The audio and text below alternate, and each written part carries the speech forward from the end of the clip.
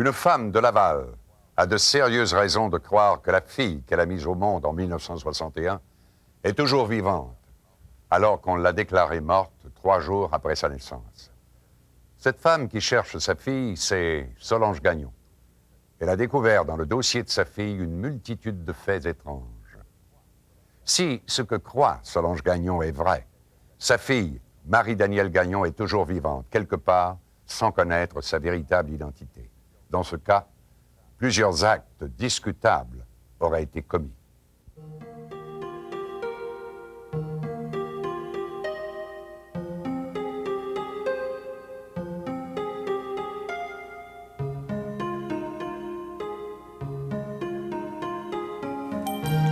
Originaire du bas du fleuve, Solange Gagnon habite Québec depuis quelque temps, lorsqu'elle tombe enceinte à l'âge de 22 ans. Elle n'est pas mariée. Les filles mères à l'époque sont jugées très sévèrement et encouragées à donner leur bébé en adoption. Solange, elle, veut garder le sien. À l'abri du jugement populaire, elle trouve, au 4e mois de sa grossesse, un emploi dans une maison privée. Une travailleuse sociale lui a trouvé cet emploi.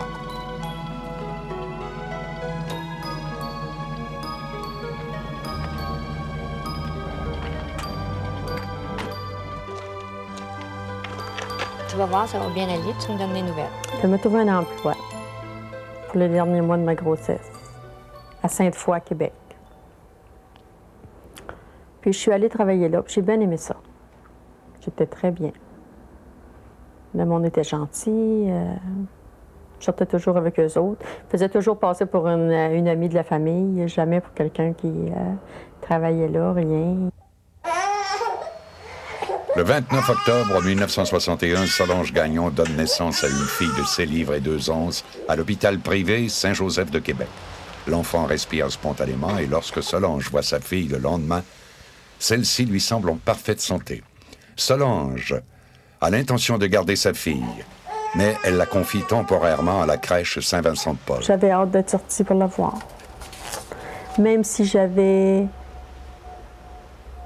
payé à la crèche pour la faire garder pendant 6 mois, je savais que je ne la laisserais pas là 6 mois.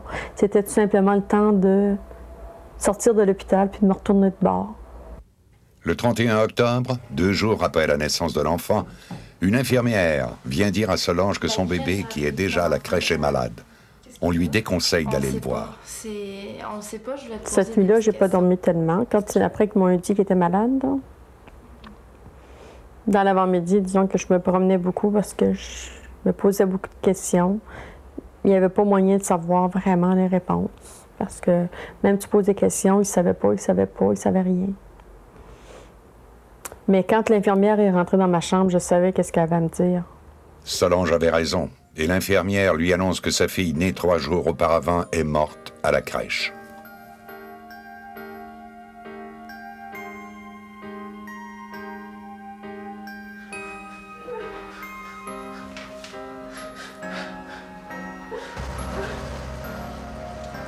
Ce même après-midi, le 1er novembre 1961, alors qu'elle est toujours sous le choc, Solange Gagnon reçoit la visite de la travailleuse sociale. Celle-ci lui demande de bien vouloir signer une autorisation pour que l'Hôtel-Dieu de Québec, un autre hôpital, procède à une autopsie sur le corps du bébé. Il n'est pourtant pas d'usage à l'époque de demander cette autorisation aux filles-mères. Encore ébranlée, Solange Gagnon signe à 2 endroits le document qu'elle ne lit pas. De plus, Solange veut se rendre aux funérailles de son enfant, mais la travailleuse sociale insiste et la convainc de ne pas y aller. Je voulais aller voir mon bébé à l'hôpital quand il était décédé. Puis elle ne voulait pas. Elle me dit, vas-y pas, tu vas rester avec de mauvais souvenirs, c'est pas bon pour toi. Et tout le temps-là qui en suit.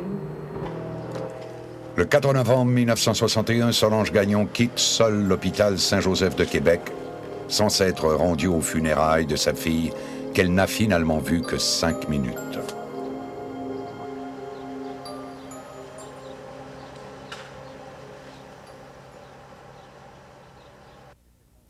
Solange s'est fait convaincre de ne pas aller aux obsèques de sa fille par la travailleuse sociale. Mais si Solange avait assisté aux obsèques, aurait-elle trouvé une explication aux faits troublants qu'elle prendra des années à découvrir?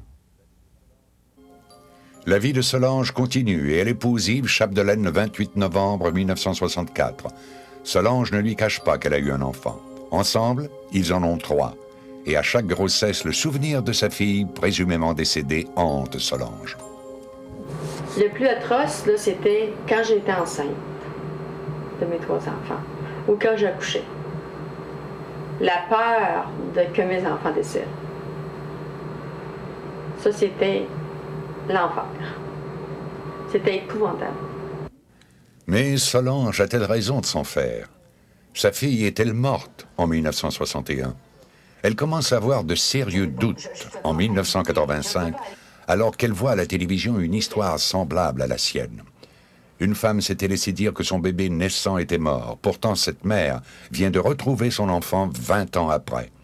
Ébranlée, Solange débute ses recherches en 1988 en demandant le dossier de sa fille aux services sociaux. Elle reçoit les documents non confidentiels peu de temps après, constituant la phase 1 du dossier.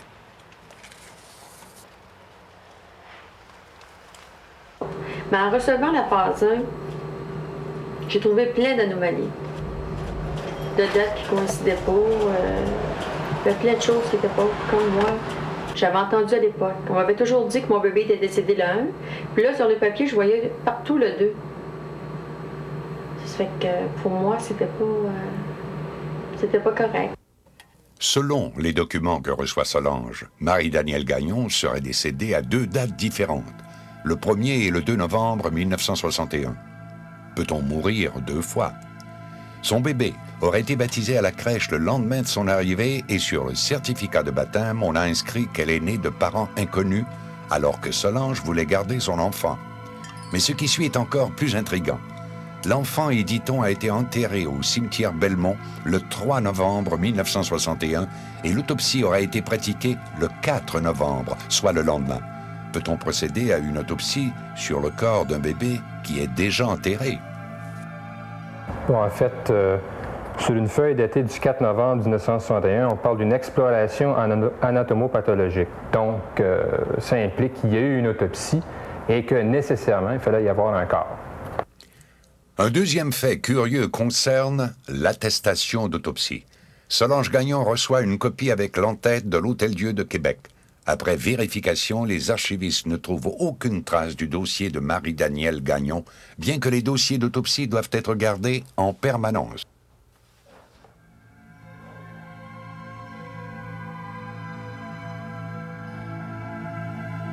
Finalement, cette autopsie fait mention d'une hémorragie causée à la naissance et qui aurait laissé des marques apparentes sur le crâne de l'enfant.